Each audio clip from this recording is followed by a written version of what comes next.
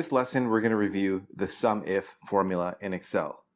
The SUMIF formula is a formula used to sum the values in a range that meet specific criteria that you apply.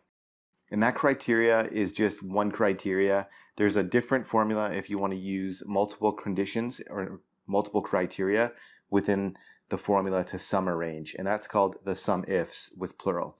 But for the purposes of this lesson, we're just going to review the SUMIF where you just have one criteria that you want to apply.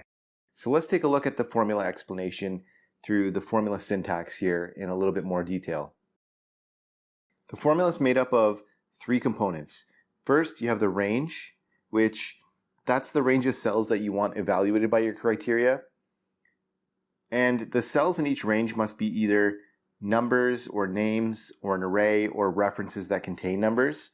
Blanks and text values are ignored. Next, you have the criteria, and that's also a required part of the formula. The criteria is the item that you would like to look up in the range. And that can be a number, an expression, a cell reference, text, or a function that defines which cells will be added together in your formula. Finally, there's an optional field for the sum range.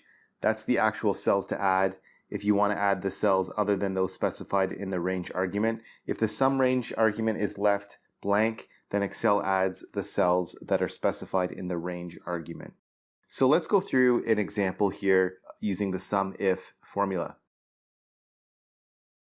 In our example, the general manager of a second-hand car dealership wants to know how much its sales revenue is within California for the current year to date. The financial analyst is asked to find out. The financial analyst generates a report from the sales journal, which is below and contains the raw sales data by date of sale and location. The financial analyst uses the SUMIF formula to determine the sales figure. So as you can see in the table below in the raw data, we've got the date, the product code, the product description, we've got branch location, and the sales revenue. So what we want to do is we want to find the current year sales revenue for California only. And the problem is we've got a whole table of data and California is mixed in within that data. So we're going to apply a SUMIF formula to say what is the sum of column G in the table, so sales revenue, if only the branch location is equal to the word California. So we can achieve this in cell D25. That's where we wrote the formula. So if I open up the cell reference here and take a look at the formula, I can see that we wrote a formula that says, give me the sum if, and the range of the cells is cells F35 through F94, which is the entire length of the table. And that's doing a lookup of the branch location. And then we're saying only return the results associated with the criteria matching cell C25, which states California.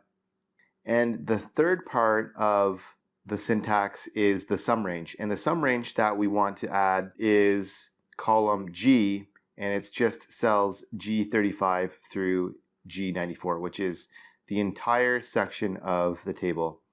And if I go ahead and press enter, the sum is $250,750, and that's the solution. So the SUMIF formula is actually very powerful if you just have one criteria you want to apply. In this case, it was finding out the revenue for California for the year.